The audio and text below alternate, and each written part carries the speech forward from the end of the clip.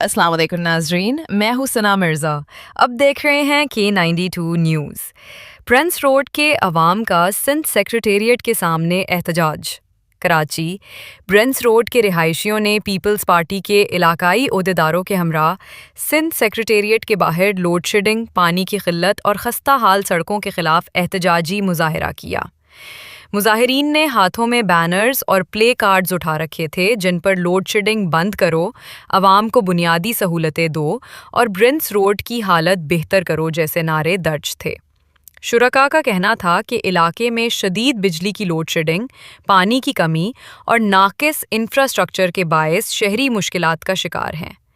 उन्होंने सिंध हुकूमत से मुतालबा किया कि इन मसाइल के फौरी हल के लिए अमली इक़दामात किए जाएं। बसूरत दीगर एहतजाजी तहरीक को मज़ीद वुसअत दी जाएगी। पुलिस की जानिब से सिक्योरिटी इंतजामात किए गए और एहतजाज पुरअमन तौर पर ख़त्म हो गया।